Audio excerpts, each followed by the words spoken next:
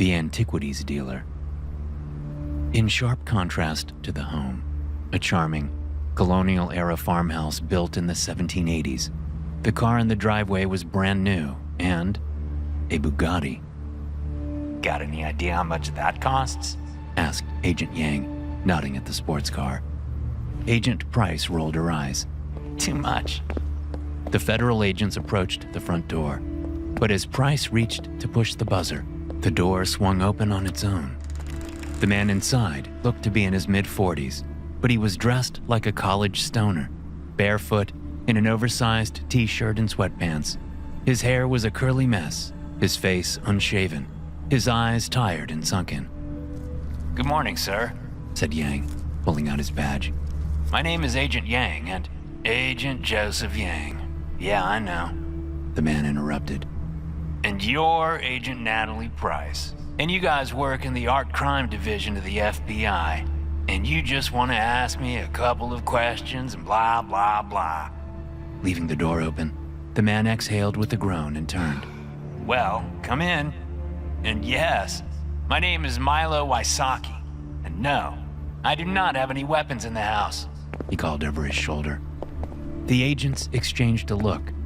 Yang walked in first, one hand hovering near his holster as he checked around the door. Price was less cautious as she followed him. She hadn't sensed a dangerous vibe from Milo Wysocki, but there was something off about the man. She wondered if he was high. Milo headed into the living room and threw himself into an armchair. The agents entered behind him, scanning the place. The room was cluttered, antiques stacked wherever they could fit, polished chairs and end tables, beautifully framed paintings and mirrors, vases, pocket watches, jewelry of every sort. Mused Yang. Then he turned to Price. Well, you're the expert.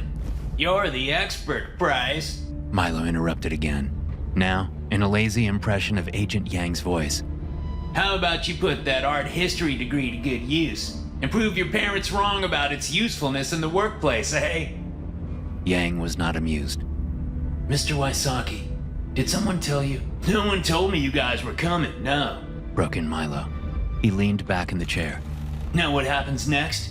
Yang gets pissed. Price thinks it's all kind of funny. If I offer you something to drink, I might actually learn that you both like Diet Coke. And then... He sighed and pointed at the antiques around them. When we get to discussing my collection here, Price will say that it doesn't take an expert to see that everything in this room is a fake. Yang looked at his partner. Do you know what he's talking about? Price kept her gaze on Milo. Are they fakes? Milo shook his head. No, but you'll be right when you say they look to be in too good of condition to come from the period. You make a lot of astute observations, Natalie. Yang stepped forward, puffing out his chest so that his tie swung. Just what kind of game are you playing here? Milo slouched in the chair. It's not a game, man. Actually, it is like a game. Like a level I just can't seem to beat. Stop talking in riddles. Do you know why we're here? Dude, are you really gonna make me say it all again? Groaning, Milo looked at them with his exhausted eyes. Fine. Until a few months ago, I was a nobody. A wannabe antiquities dealer with a shitty rating on eBay. One day, I showed up at Christie's auction house down in New York with the trunk of my car filled with priceless colonial-era treasures, which I claimed to have acquired at various garage sales. They were hesitant, but everything checked out as legit. Then I showed up again and again and again and made way too much money, way too fast.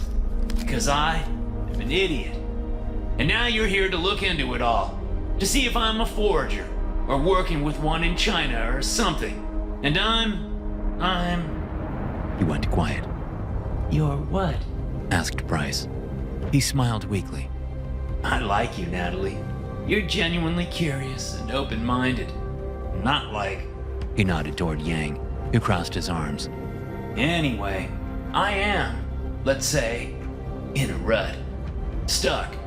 Spinning out. Going nowhere. Also, very tired. Yang shook his head. What the hell are you even talking about? What does this have to do with the antiques? Everything, said Milo, his smile fading.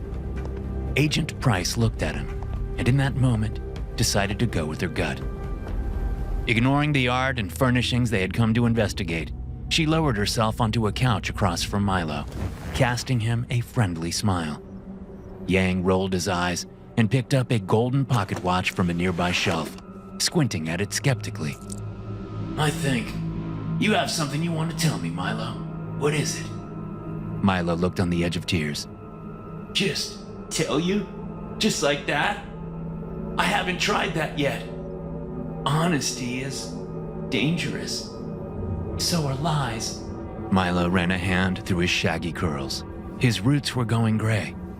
If I tell you the truth, I don't know what'll happen next. Well, you better start talking, Wysocki, barked Yang. We're federal agents and far from home. Price leaned forward. Ignore Joe here. He's having a tough day. Oh, I know. He's got hemorrhoids. Furious color came into Yang's face. Who told you that? Milo shrugged. You did. What the hell does... When? Now. Well, another now. I mean, it's confusing. Too confusing for me. I'm not very smart. Really? Asked Price. Obviously. I used to think I was at least. I don't know. Lucky? But now, I think I'd use a different word. An opposite word. Unlucky, offered Yang with a sneer. Curse, answered Milo, looking back at Price. It all started in 2020. I had just bought this place. Then COVID happened. And I had a lot of time on my hands, so I started doing some renovations. Nothing crazy, just DIY changes here and there. That's when I found it. What did you find, Milo? On the armrests of his chair, Milo's hands balled into fists. The door. What door? Asked Yang. The one I always run to, throw open, and dash inside. Whenever our conversation here makes me too nervous, like it's starting to now. Yang opened his mouth to shout again, but Price held up a hand. How did you find this door, Milo? Milo was very still for a few seconds. Then he exhaled and relaxed his hands. By accident. I was moving a ladder, and I chipped the plaster in the back corner of the kitchen wall, and I saw part of the door. The door was hidden under plaster? Yeah, it was weird, especially since that's an outer wall, and there's no door there on the outside. Anyway, I pulled away all the plaster and I just opened the door. Let me guess, said Yang. You found a room chock full of shiny antiques. Nah, man, I told you. It's an outer wall. There's no room on the other side. Then what was behind the door? Asked Price. Don't humor this guy. He's just messing with us, whined Yang. Or else he's got a few screws loose. Price looked up at her partner. I know what I'm doing. Just let me...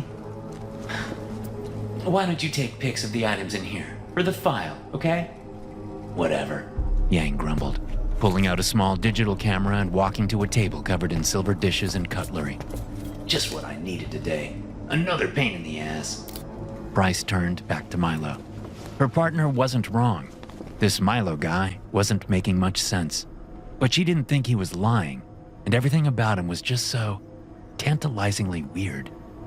Compared to most workdays, this one was proving to be rather intriguing. So, tell me, Milo, what did you see behind the door? A strange look came into his eyes. That's the thing. I didn't see anything.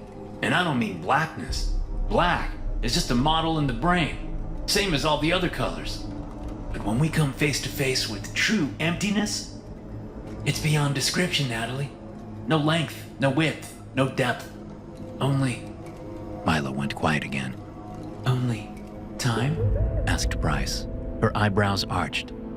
That's what you've been alluding to, isn't it? That you somehow went into the past and brought these items back here with you. And that you know what Agent Yang and myself are going to say before we say it because we've already had this conversation over and over, maybe for centuries.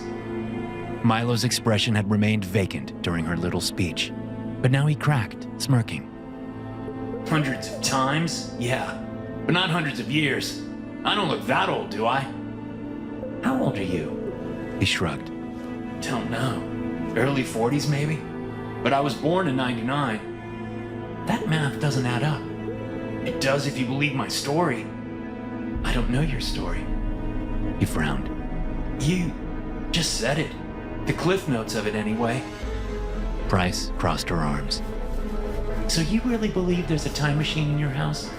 Across the room, Yang let out a derisive laugh. Not a machine, no. Said Milo, leaning forward. A gateway. I don't know where it came from. Maybe it was made by an ancient witch, or, I don't know, caused by an accident of some Nikola Tesla type's experiment gone wrong. Or maybe it's naturally occurring. Something someone found and sealed away because it's dangerous. All I know is that when I step through it, I'm in the past. He sniffed a laugh. The first time it happened, I thought I was tripping balls. I went a little wild and somehow ended up snatching this lady's bonnet, I guess, and running across the field, being chased. And then I was back here, in the kitchen. And the bonnet? Reaching to a shelf above his chair, Milo grabbed something white and frilly and tossed it to Agent Price. She looked down at the old-fashioned bonnet, noting a burgundy stain on the lace. I could bring things back, see? So I started to, collect. I'd come back, sell the shit, go in again. But now it's gotten to now. So whenever I come back, it's to this moment. And you're in the driveway. And I don't know what to do, because I can't risk not being able to access it. I can't. You're afraid to be away from the door? His face twitched, and for the first time, Price sensed a deep despair in his eyes. You don't believe me. I don't know what to believe yet. Price admitted. Can you show us the door? No! He screamed the word, and Yang stomped over from where he was photographing paintings in a far corner. Watch yourself, Waisaki! It's all right, said Price, keeping her voice stable. Milo, can you at least tell us how you think it works? I don't know how it works, Natalie. Okay, that's okay. Well, I only know what I've seen in time travel movies and books, but do you think you changed the past? Or are your actions there something that already happened? He shrugged. I don't know. But the present is always the same when I return. I think maybe I'm the anchor. Like, since I'm the one traveling back, it's impossible for me to do anything that would alter the future in a way that would mean that I don't exist. But I'm not sure. And anyway, it doesn't matter what we think, because whatever is going to happen, happens. Yang cleared his throat. Well, I think we've heard quite enough of this malarkey. Agent Price, why don't you... Milo moved fast, jumping up from the armchair and sprinting into the hall. Hold it, Waisaki! We're not done here! Yelled Yang, starting to run after him, but quickly grabbing at the rear end of his pants and grimacing. Damn it! Get after him, Price! Price rose and hurried into the hall. Turning left, she saw Milo run around the corner into the kitchen, then heard a crash, and Milo grunted in pain. Running forward, she came into the kitchen and saw Milo spread out on the floor, holding his ankle. A stool lay toppled beside him, and his right foot was bent sharply at the ankle. Fuck! He howled, gritting his teeth. That's never happened before. It looks dislocated. We'll call an ambulance. You'll be all right, said Price, kneeling beside him. But he screamed again and tried to crawl away toward the far wall. Yang came into the room and pinned Milo to the floor. Careful with him, Joe. He's... Price's eyes had glanced up to the far wall for the first time, and she froze. There, set among a shattered hole in the faded white plaster, was a small door of stained chestnut with a rusty handle. Price rose to her feet, her gaze locked on the door, and walked slowly toward it. Somehow, compelled or pulled like a magnet in her mind. No! You can't! It's mine! Screamed Milo, scrambling on the floor as Yang tried to restrain him. Tell him, Natalie! I need it! Price blinked, coming back to reality, and turned to look at him. It's like an addiction for you, isn't it? She asked. Why, Milo? Is it just the thrill of taking back the antiques? Milo finally stopped fighting and lay on his back, sweaty and wide-eyed, his wrists held by Agent Yang, his dislocated foot starting to turn purple. That's how it started, yeah. He whispered, bending his neck to look up at Price behind him. But once I realized what it meant, that I had this escape from consequences, this eraser for past deeds, then the trips turned into something else. Ooh, yes. There were just so many temptations. She took a step backward, cocking her head. That bonnet you showed me, there was a stain on it. Was that blood? What have you been up to, Milo? Have you been spending your time? Tears came into his eyes, but not of sorrow. A look of madness, of lust and violence, and unbridled dark desires came over him. He grinned, his upside-down face twisting and contorting. Whatever I want. A chill went over Natalie Price, and she turned back to the wall, approached the old door, and twisted the knob. The door squeaked open, and she looked into the void beyond the doorframe, into that twisting tunnel of time. Oh, God, she said, paralyzed by wonder and fear and bliss. Oh, God. 2. Best Left Buried. A mighty spruce tree stands beside the Wolcott family home. It's an eastern hemlock, tall and broad, and 4 centuries old. And as the afternoon sun beats down, Gideon Wolcott scrapes pine needles off the ground beside the tree with his shovel and begins to dig. Again. His family is standing nearby, in the shade of the mighty hemlock, watching as he begins this 5th hole in their yard. Gideon's wife, Margot, is getting restless, but each time he looks up at her, she makes sure to smile encouragingly. Their 2 children, 16-year-old Draper and 14-year-old Francie, haven't smiled once. How long is this gonna take? Asks Draper, for the 100th time this afternoon. Not much longer, Gideon assures his son, tossing out another shovelful of dirt. This is the right spot. I'm sure of it. You fed that with the other 4 holes, complains Francie. The neon green braces on her teeth give the girl a bit of a lisp.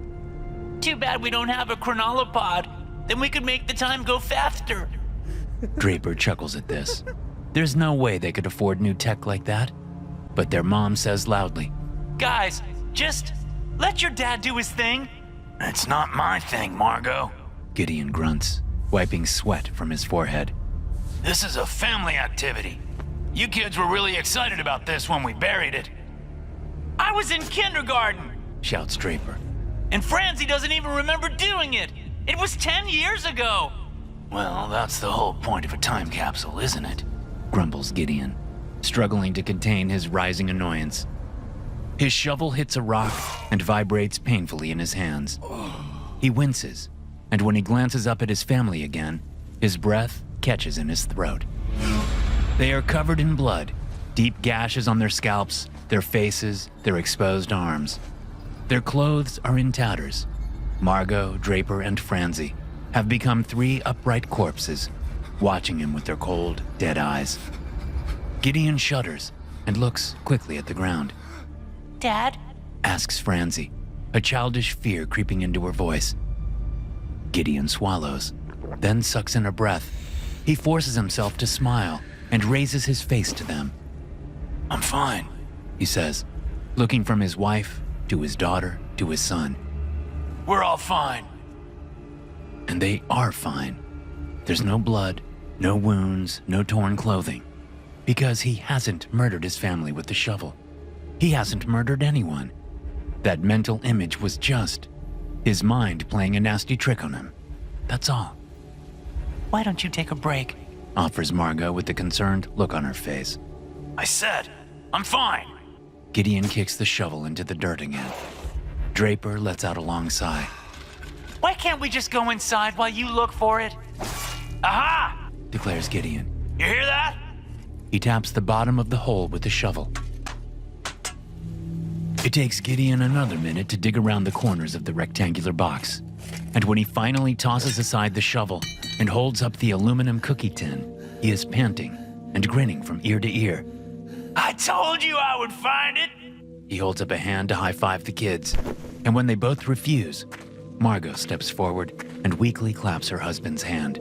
All right, well then, Walcotts, the big moment has arrived. The teens exchange a look of unified resentment, and Margot says softly, Gideon, sweetie, I don't think you necessarily need to make one of your speeches right now.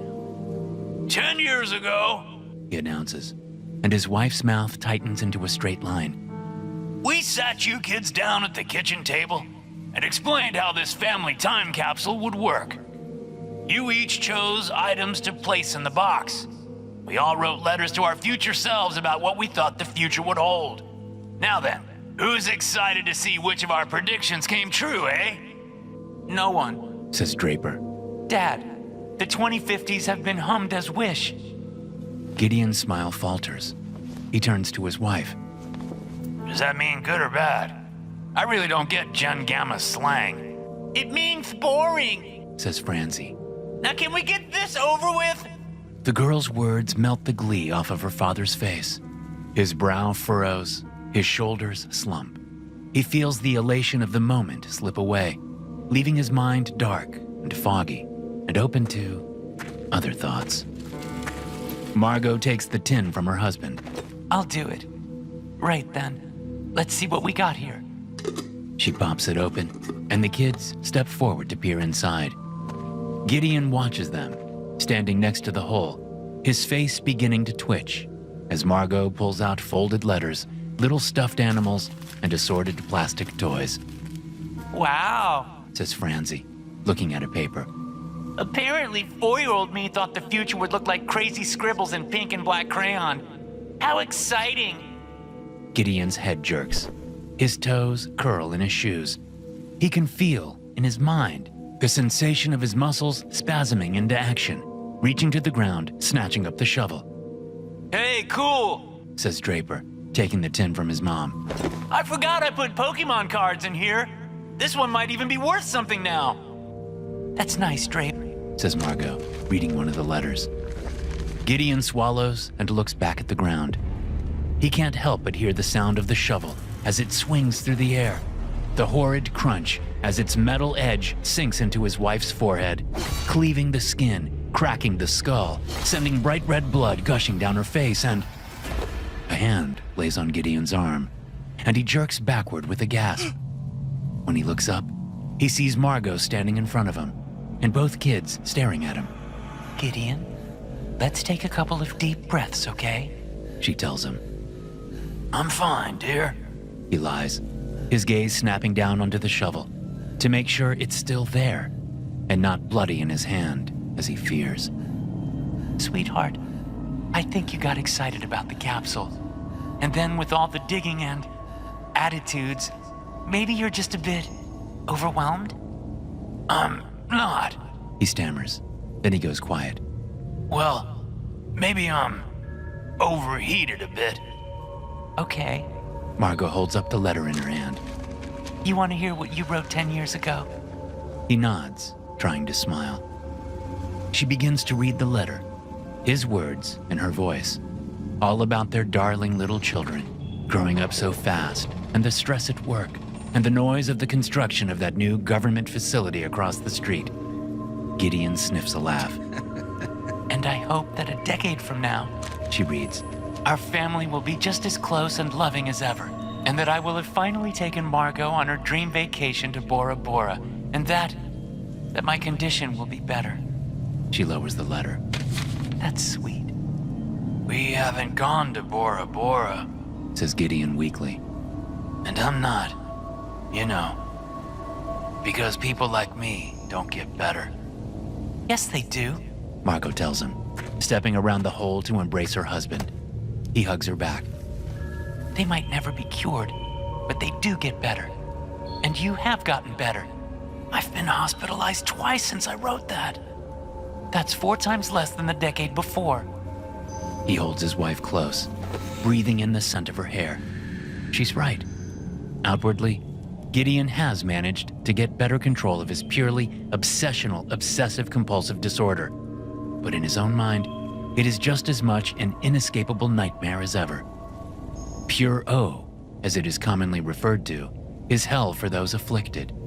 Unlike conventional OCD, where inner fears manifest themselves in the form of outward rituals and repeated behaviors, pure O exists only in the mind, where unwanted and intrusive thoughts take hold and refuse to go away. In the tragic case of Gideon Walcott, it means he goes about his life overwhelmed by the feeling that he might, at any moment, snap and slaughter his beloved family. And every day, he must wrestle in his own mind, trying to convince himself that he has never, would never, could never hurt his wife or children, despite the many bloody visions that come to him, unbidden, day after day after day. He squeezes Margot against his chest, and looking down over her shoulder, his gaze fixes on the shallow hole he has dug. What is that? He asks, backing out of the hug and squatting to examine the hole. There's something else in here. Did we bury something else? I don't think so. Gideon reaches down, scraping at the soil with his fingernails. It's cloth, I think. Maybe a bag. It's probably just old garbage.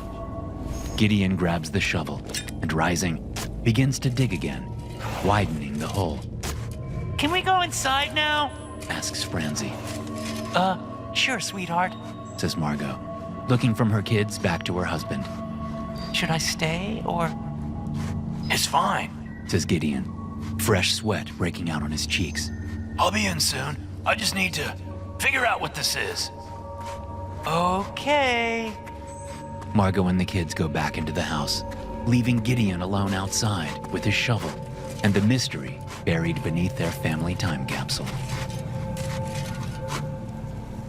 Dinner is almost ready and the sun is setting when Margot Walcott walks out the back door and approaches the old tree and the hole beside it. There's dirt and rocks tossed about, and the hole itself is much bigger than before. At the edge of the hole, sitting with his back to her, is Gideon, hugging his knees and muttering under his breath. Margot steps closer, clearing her throat so as not to startle her husband, and looking down into the hole, she sees that he has dug out a dusty burlap sack with what looks like several large round items inside it. Sweetie, are you about done here? I've made lasagna. Gideon doesn't answer. He doesn't look at her. He is looking into the hole. Margot squats down, laying a hand gently on his shoulder. He blinks and turns to her. By the light of the setting sun, Margot sees the pain in her husband's bloodshot eyes. What's wrong? I am going to murder you, Margot. Margot flinches. What? Jesus! You know you shouldn't. Damn it, Gideon! You can't say stuff like that! And I'm going to murder Draper. Stop it! And I'm going to murder Francie. Stop it! Right now! Listen to me. We're gonna take 10 deep breaths, okay? And then repeat your mantra and... Look in the bag. Margot takes a sharp breath to steady herself. She won't start crying. She can't let herself. Not when he's like this. You're giving in to the thoughts, sweetheart. They're trying to trick you. But you're in the driver's seat, remember? You've got the wheel. You're in control, not them. Gideon, are you listening to me? His expression terrifies her. He's smiling, not maniacally, but sadly. It's all in your head.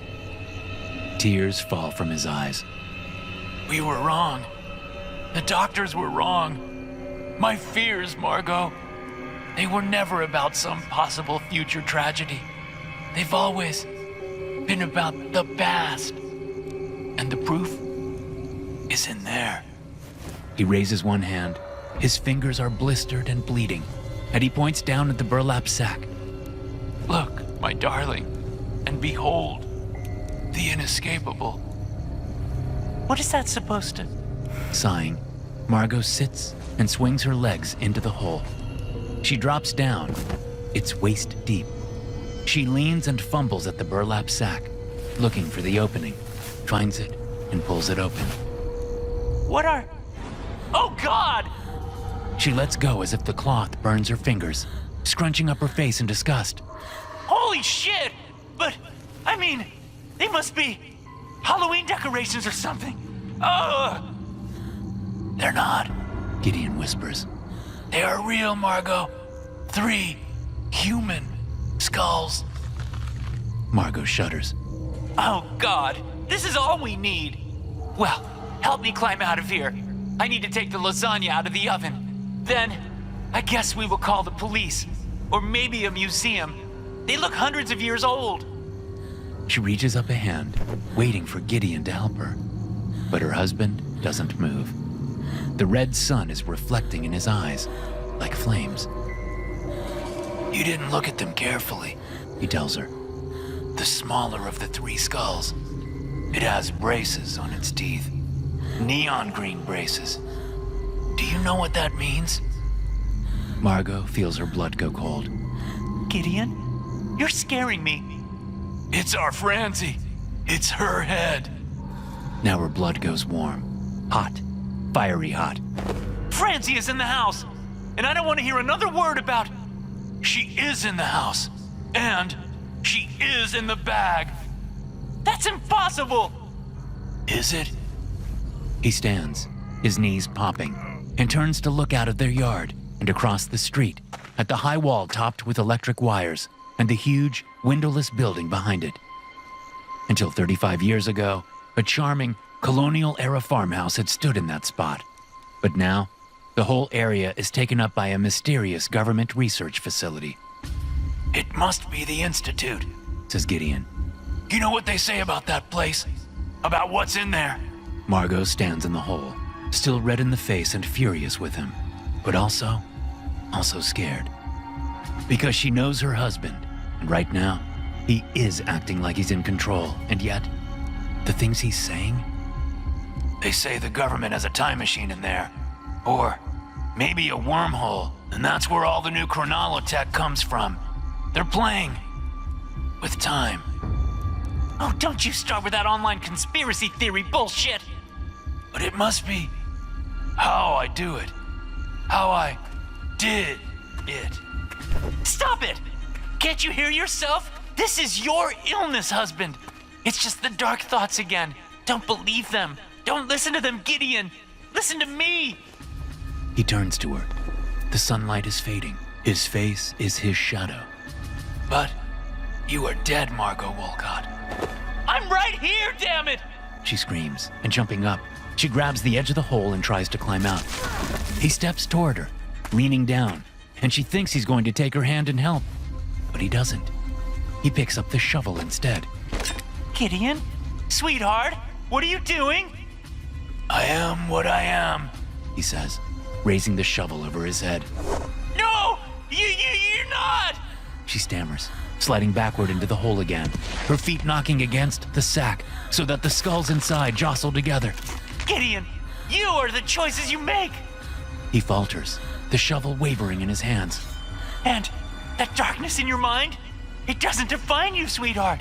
We all have it. The potential for it, deep within us. We just have to learn to leave it buried. Do you understand? She stares up at her husband, silhouetted against the crimsons and violets of the dusky sky. I understand, Margot. She exhales, weak in the knees, But it's too late. and he swings the shovel. Don't hurt the children! It's always been too late. It's less than half an hour later, when the service radio in a patrol car nearby buzzes to life. 5040, we've got a 1018 at 202 Hancock Road. 10-4, dispatch. I'm on my way. What's the nature of the emergency? A girl at the home called 911. Claimed her older brother was freaking out. Pushed her into a closet and told her to hide. She heard screaming in the house. Some sort of fight. Possible 1062. 10-4 on that. I'm passing by the Institute now. Is the child still on the line? Negative. The call went dead. 1023, dispatch. Checking it out now. As the patrol car pulls into the driveway, its headlights shine across the yard, the hole the towering pine, and the lovely home of the Wolcott family. The police officer puts the car in park, but before he can step out, he spots movement in the bushes around the house's corner. A man steps out into view, freezing in the headlights like a startled animal. What the hell? The man is filthy, dirt all over his clothes and in his hair. But that's not what's freaking out the cop. There's blood all down the man's front, and dripping from the burlap sack he holds in one hand, and from the hacksaw he holds in the other. Grabbing the radio and switching on the PA, the cop screams, Put down the weapon! Do not move! Outside, the man drops the saw, turns, and runs across the yard, and in front of the neighbor's house. The cop throws the car back into drive and jerks the wheel, pulling out of the driveway after the fleeing suspect. 1033, dispatch! I need backup now! And send an ambulance to 202! Ahead of him, the suspect is running wildly, the bloody sack in his hands bouncing against his legs as he sprints across the street and into the grassy strip beside the Institute's wall. The cop pulls his car off the road, bouncing over the grass. He's just pulling up on the suspect when hidden doors in the wall pop open and 4 soldiers in full tactical gear and assault rifles emerge. Jesus! Curses the cop, slamming on the brakes to stop from hitting them. Grabbing his sidearm, he throws open the door. What the hell are you guys doing? I'm a cop! U.S. Continuum Guard, sir! Screams the soldier in front. This is not your jurisdiction! Panicking, the cop sees more movement beyond the soldiers and points. Just look behind you, you fucking idiots! My suspect just slipped right through that hidden door you came out of! He's inside your fucking institute! The soldiers exchange a look. 3 of them turn and hurry after the intruder. The 4th lowers his rifle and grins at the cop. I wouldn't worry about that, sir. He can't get far. We'll get him. And yet, of course, they do not get him, because Gideon Wolcott has fate on his side. Gideon runs across the shadowy grounds of the research facility, then through a door on the windowless building, and down dark hallways turning left and right at random, knowing all the time that he is going the right way, the only way. Because whatever is going to happen, happens, because it already did. Covered in blood, sweat, tears, and dirt, Gideon stumbles into a pitch-black laboratory, sprints blindly forward and runs, straight into a rectangle of void that is waiting for him, and vanishes. The story of the triple homicide and the mysterious disappearance of the killer soon goes viral. And when it leads to the truth getting leaked, and the public learns just what the US government is hiding in that facility, and when the world's scientists insist on seeing and studying the astonishing gateway for themselves, well, that will change everything. As for Gideon Wolcott, he is out of reach, sent back into the past. The severed heads of his wife and children held fast within his burlap sack, soon to be a gruesome time capsule of their own, buried deep beside a young green sapling of eastern hemlock. 3. Paperclips. It shall be called the Temportalis, a gateway, an escape hatch from the prison of time. Where once stood that old door of chestnut wood with a rusty doorknob, there shall float a vertical pool of endless shadow, framed in titanium and graphene, powered by an antimatter engine, and guarded by the grand army of the Continuum. The Temportalis shall be the most studied, the most revered, the most protected, and the most expensive project in all of human history. Generations of minds shall seek to use its power. No longer confined to allowing passage to and from a specific era in the past, the augmented passageway shall open paths to every yesteryear and bygone moment. But there will always be limits to what can be done with the portal. Sending in drones will never work. A human person must pass through in order to return with new knowledge and materials. Many theories will be proposed as to why. Theories about consciousness, about observation equaling reality, about gods, about simulations, about past lives and future lives. Then shall come a day, 1,000 years hence, when the boldest experiment yet will be undertaken, and a brave chronolonaut named Citra Iquosi Centauris will strap herself into a temporal exosuit with its onboard quantum processor and many sensors, and as the crowds of Earth watch and cheer, she shall step up to the Temportalis and gaze into its void. Her destination? The deep, deep past, of course. Chronolonauts will have set many records by then, traveling all the way back to a mere 1 million years after the Big Bang, and returning to their present with retrieved particles of antimatter.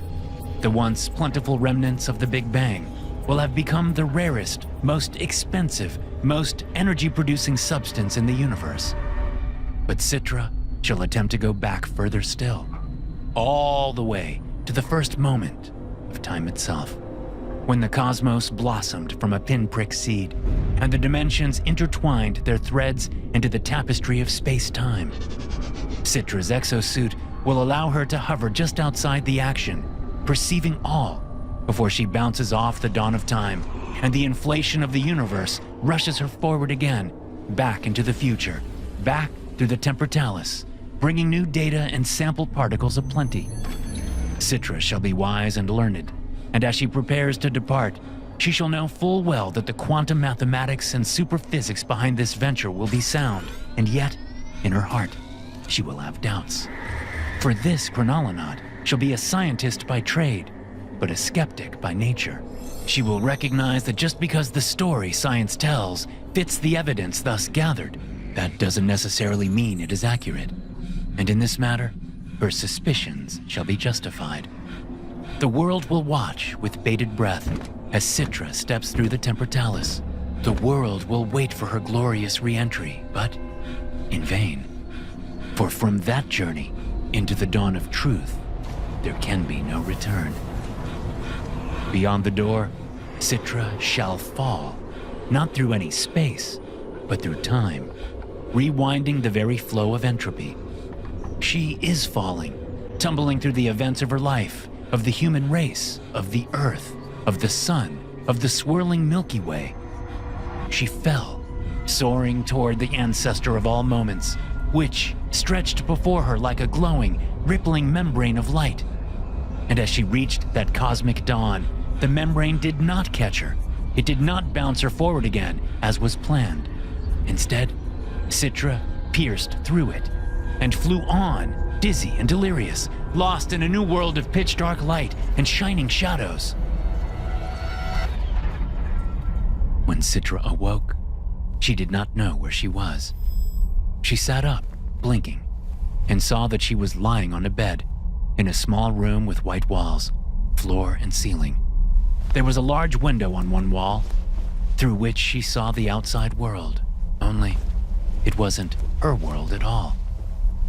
She rose to her feet and approached the window, hugging her arms about her chest as she peered out at a cratered landscape, a distant city of towers, and beyond a curved horizon, a vast expanse of luminous stars.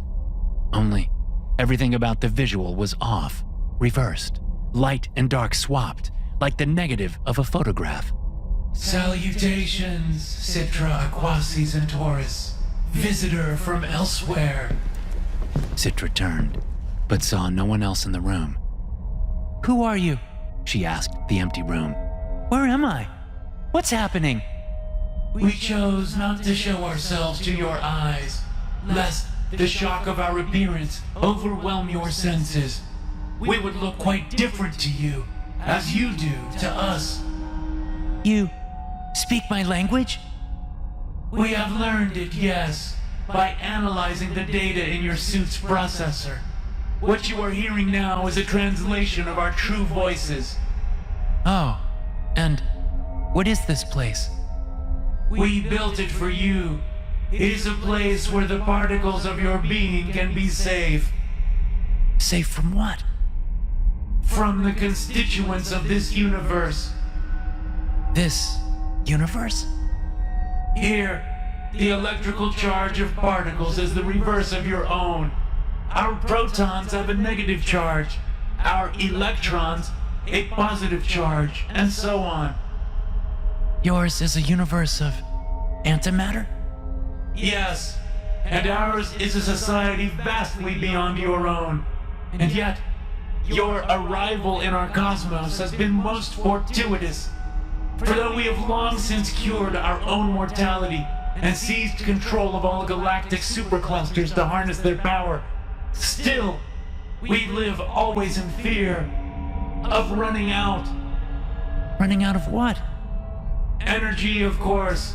Stars are finite resources. Even black holes eventually spin themselves out.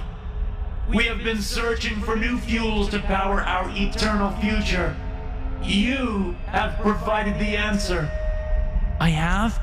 But She moved back to the bed and sat, trying to understand. What resource had she brought with her? Time? No, not time. The Temportalis was a launching pad, not a vessel. matter, She said, thinking out loud. matter to you is like antimatter to us, right? Yes, studying you and your suit has enabled our machines to begin producing matter on a grand scale. Even now, the engines are at work, creating the fuel of our future. Creating matter. And tell me, what are these engines? They are thinking machines without will or desire. Artificial intelligence, you mean? There was a slight pause. Yes, My society developed that as well, centuries before my time. But we abandoned it. The potential for harm was too high. explain. In Citra's mind, the answers began to click into place of what it all meant, where it all came from, where it was going. Rising from the bed, she approached the window and peered outside, a twinkle in her eyes. I don't think I came from elsewhere. I think I came from elsewhen. And on my journey here, I witnessed the dawn of my cosmic chapter. And now, I believe I am witnessing the dusk of yours. We do not understand. It's all paperclips, She said, smiling. always has been. Perhaps there is an error in our translation. We do not understand what any of this has to do with minuscule wires used to hold pages together. Citra shook her head.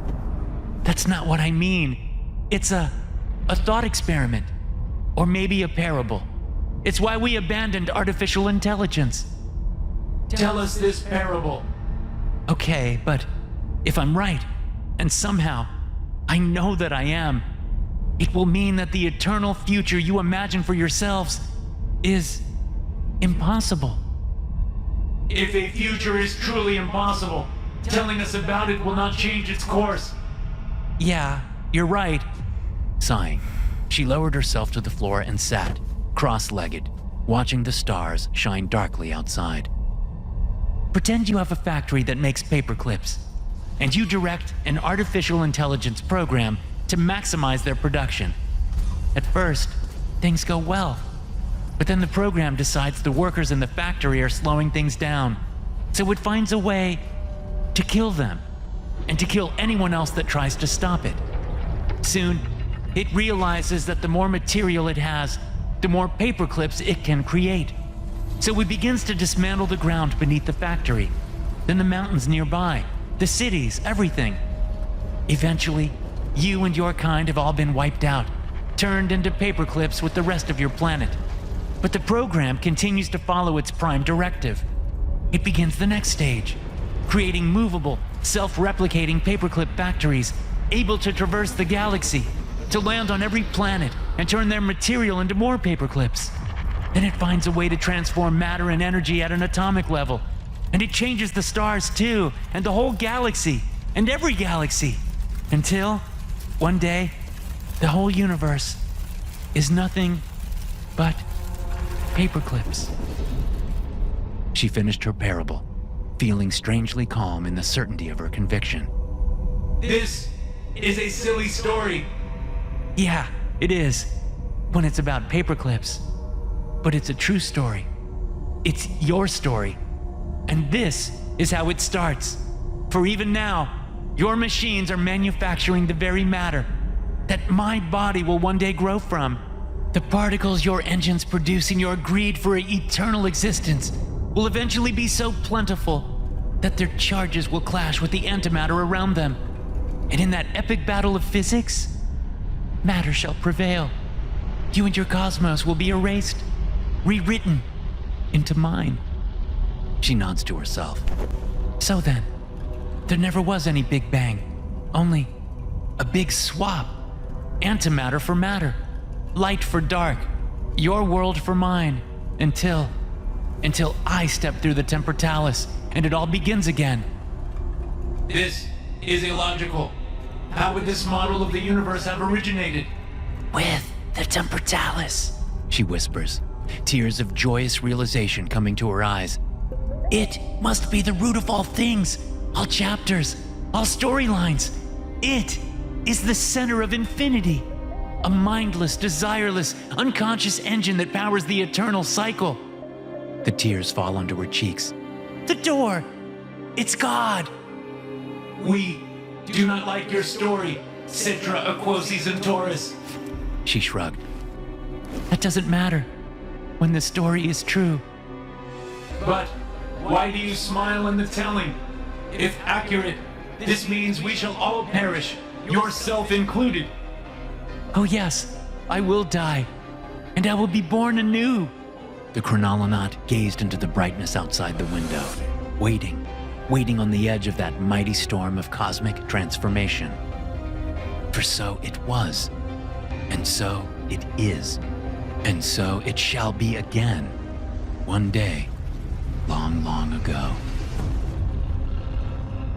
To hear more stories like this, be sure to hit subscribe and turn notifications on. I'll see you in the next one.